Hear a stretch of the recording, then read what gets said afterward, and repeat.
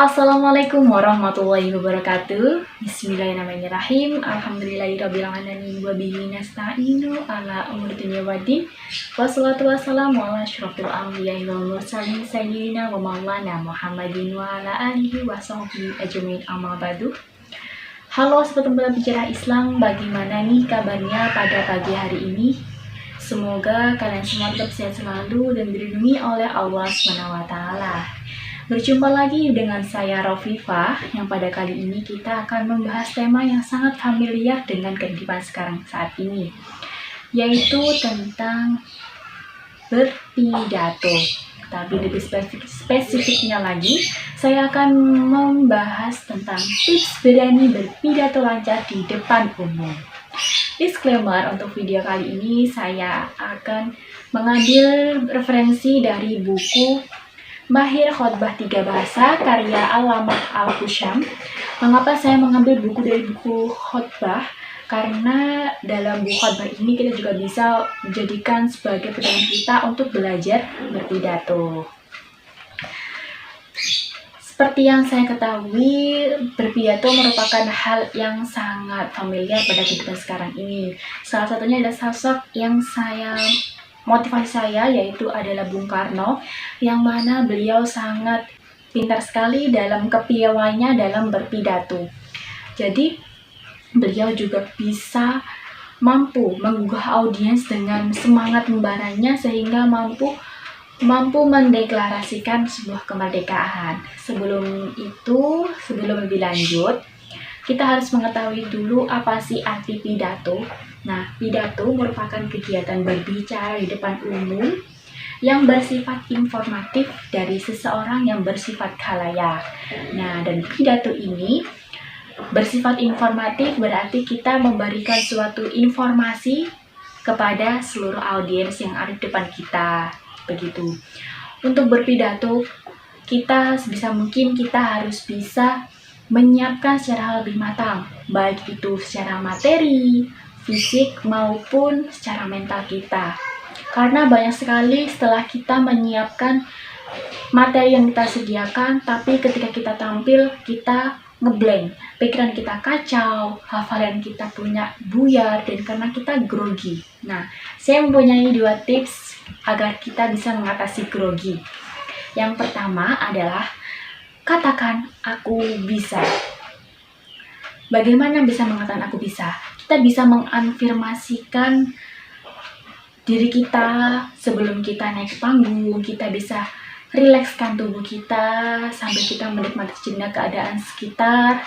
Kita tarik nafas, hembuskan, dan kita afirmasikan bahwa kita bisa melewati sebuah tantangan di depan kita. Kita bisa melewati ujian di depan kita. Karena sebuah keinginan yang kuat pasti kita akan melewati yang namanya tantangan dan ujian atau cobaan seperti itu. Yang kedua adalah lakukanlah berkali-kali, karena yang namanya proses ya tidak mungkinlah kita langsung instan langsung jadi seperti mie goreng. Jadi kita memerlukan sebuah proses ya. Jadi kita bisa nikmati proses tersebut, baik itu nanti gagal kita bisa belajar lagi, latihan lagi, belajar lagi. Karena sesuatu yang matang itu memerlukan sebuah proses. Jadi kita bisa menikmati proses tersebut dengan kita senangi, insya Allah kita bisa ke depannya seperti itu. Nah, setelah kita tadi melakukan sebuah persiapan materi, lalu kita belajar latihan mental kita juga telah kita latih dengan kita belajar latihan, kita bayangkan kita latihan, kita itu sebagai tampil kan kita juga bisa mudah tersebut ketika kita tampil, kita juga bisa melatih mental kita. Dan yang ketiga adalah persiapan fisik. Nah, persiapan fisik ini bagaimana sih? Kita itu mempengaruhi oleh tubuh kita. Jadi tubuh kita dalam berpidato juga berpengaruh pada ketertarikan audiens ketika kita menyampaikan sebuah materi yang kita sampaikan. Yaitu ada 3 hal yang perlu kita perhatikan. Yang pertama adalah gestur. Bisa kita contohkan seperti ini. Itu merupakan hal yang salah. Karena kenapa? Ketika kita berpidato, usahakan gestur kita, tangan kita juga ikut main. Gestur merupakan gimana keadaan khotbah maupun pidato itu merupakan keadaan yang pidato yang hidup. Jadi sebisa mungkin kita bisa mainkan tangan kita ke sana dan kemari, dan tentunya dengan mimik muka yang senang dan tidak cemberut.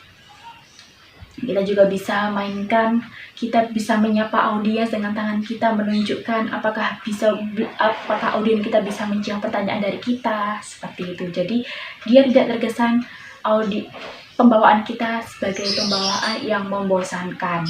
Dan yang kedua adalah pandangan mata. Jadi usahakan ketika kita berpidato, pandangan mata kita tidak hanya lurus ke depan saja, tapi kita bisa pintar mengatur pandangan kita, entah itu kita ke depan, ke samping, bisa ke dewan juri, maupun ke peserta, maupun ke audiens lainnya. Tapi usahakan ketika kita menatap suatu audiens, usahakan pandangan kita bisa menatap mata peserta. Atau kita tidak berani menatap mata peserta, kita bisa melihat kepala dari audiens tersebut.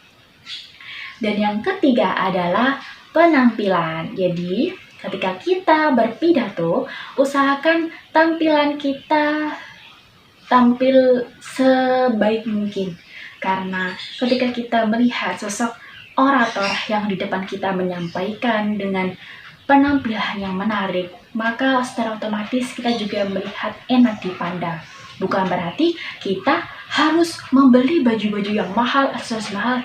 Tidak, karena kita bisa tampil dengan sopan, rapi, wangi, yang penting kita sopan. Begitu. Jadi, sebisa mungkin ketika kita tampil di depan, ketika kita berpidato, kita bisa tampil percaya diri dengan baju yang kita pakai. Itu dan menambah kepercayaan diri kita ketika menyampaikan suatu materinya.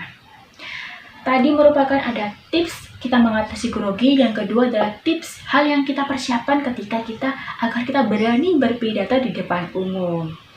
Nah, mengapa saya mengambil tema mengapa sih kita harus berani berpidato? Karena saya tertarik dengan hadis Rasulullah SAW yang mana terjemahannya yaitu barang siapa merintis atau memotivasi amal yang baik dalam Islam, ia memperoleh pahalanya dan pahala siapa saja yang mengamalkannya dengan tanpa mengurangi ganjaran mereka sedikit pun. Dan barang siapa merintis memotivasi amal buruk dalam Islam, ia memperoleh dosanya dan dosa yang mengikutinya dengan tanpa mengurangi dosa mereka sedikit pun. Hadis riwayat Nasai.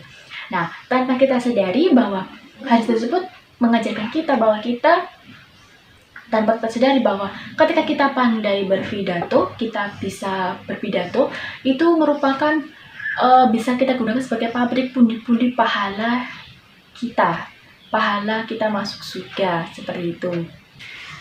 Itu tadi sekian tips dari saya, semoga bermanfaat untuk kalian semua. Tetap semangat latihannya, kita bisa berani berbicara di depan umum. Sekian dari saya.